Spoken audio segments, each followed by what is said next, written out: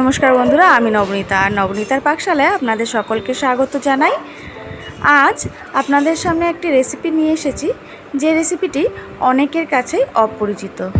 পাপড়ি চাট আমরা অনেকেই খেয়েছি, কিন্তু এই নতুন ধরনের চাটটি অনেকেরই হয়তো অচেনা হতে পারে। তাই আজ আপনাদের জন্য নিয়ে এসেছি এই কটরি চাট বা বাটি চাটের রেসিপিটি। চলুন দেখে নেওয়া যাক কিভাবে তৈরি করছি। প্রথমে একটি পাত্রের মধ্যে নিয়ে নিচ্ছি 1 কাপ ময়দা, আর তাতে আমি দিয়ে দিচ্ছি হাফ চা চামচ পরিমাণ লবণ, আর দিয়ে দিচ্ছি হাফ চা চামচ পরিমাণ মতো জোয়ান। হাতে একটু ডলে নিয়ে তাতে গন্ধটা আরও ভালো হয়। আর দিয়ে দিচ্ছি 2 থেকে 3 টেবিল চামচ মতো সাদা তেল। তারপর অল্প অল্প করে জল দিয়ে একটা স্মুথ ব্যাটার তৈরি করে নিতে হবে। জলটা একবারেই বেশি দেওয়া যাবে না, অল্প অল্প করে দিতে হবে আর ব্যাটারটা তৈরি করতে হবে।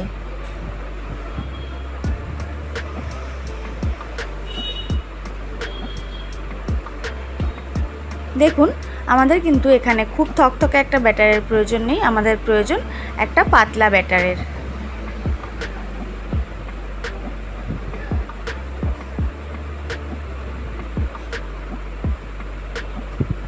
আমাদের ব্যাটারটা কিন্তু একদম পারফেক্টলি রেডি হয়ে গেছে। এবার একটি কড়াইয়ের মধ্যে সাদা তেল গরম করে তার মধ্যে একটা ছোট এরকম বাটি বসিয়ে রেখেছিলাম। তেলের সাথে বাটিটাও গরম হয়ে গেছে। তারপর বাটিটাকে এরকম একটি টিস্যু পেপার দিয়ে এক্সট্রা তেলটা মুছে নিলাম। তারপর বাটিটাকে ময়দার গোলায় চুবিয়ে বসিয়ে দিলাম গরম তেলের মধ্যে। 2-3 মিনিট মতো এই অবস্থাতেই রেখে দিতে হবে। তারপর একটি সাঁড়াশির সাহায্যে ধরে আস্তে আস্তে খুন্তি দিয়ে বাটি থেকে ছাড়িয়ে নিতে হবে। যদি দেখা যায় বাটি থেকে ছাড়ছে না, তবে আরেকটু সময় তেলের মধ্যে রেখে তারপর আবারও চেষ্টা করতে হবে ছাড়িয়ে নেওয়ার।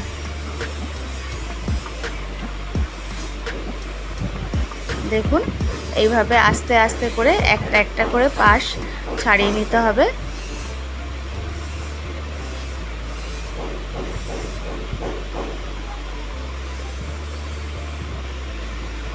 এবার ছেড়ে গেছে। তারপর আমি বাটিটাকে তুলে নেব।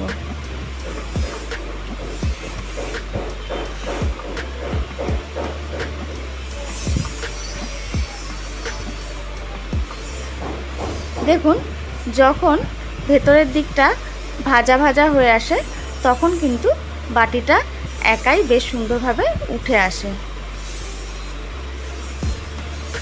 তারপর ওপর থেকে আস্তে আস্তে অল্প অল্প করে তেল দিতে হবে, আর এরকম ছান্তার সাহায্যে একটু চেপে তেলের মধ্যে ধরে রাখতে হবে। তাহলেই আমাদের এই কটরি চাট বা বাটি চাট কিন্তু একদম রেডি হয়ে যাবে। এইভাবে পরপর আমি আরও কয়েকটি কটরি বা বাটি ভেজে নেব।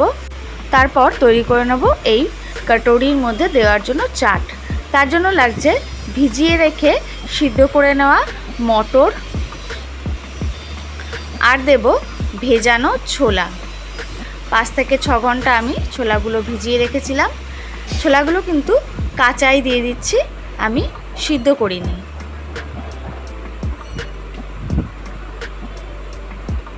তারপর দিয়ে দিচ্ছি 1.5 খানা কুচনো পেঁয়াজ। পেঁয়াজটাকে আমি এখানে ছোট ছোট করে একদম চৌকো চৌকো করে কেটে নিয়েছি।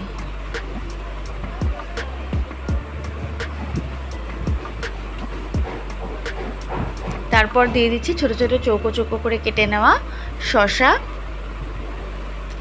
আর দিয়ে দিচ্ছি 2 থেকে 3টে কাঁচা লঙ্কা কুচি।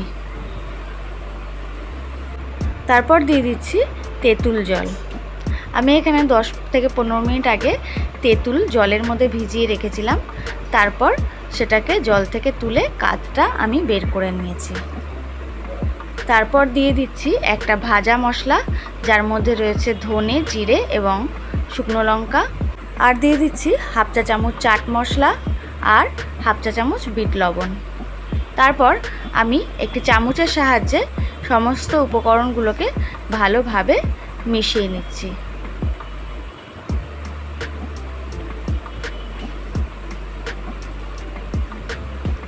আমাদের চাটটা কিন্তু রেডি হয়ে গেছে।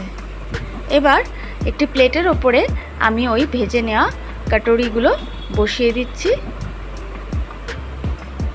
দেখুন প্রত্যেকটা কাটুরি কত সুন্দরভাবে ভাজা হয়েছে। এটা একটু কড়া ভাজা হয়ে গেছে। তারপর ওই কাটুরির মধ্যে আমি এই চাটটা দিয়ে দেব। এই চাটটা কিন্তু প্রত্যেকটা কাটুরিতে ভর্তি করে করেই দিতে হবে।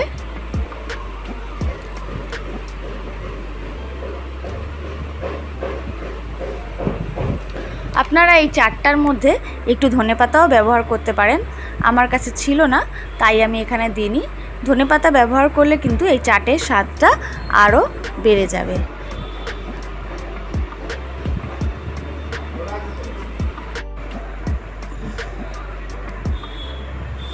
কাটুরিগুলো ভর্তি করে করে দিয়ে দিচ্ছি চাট।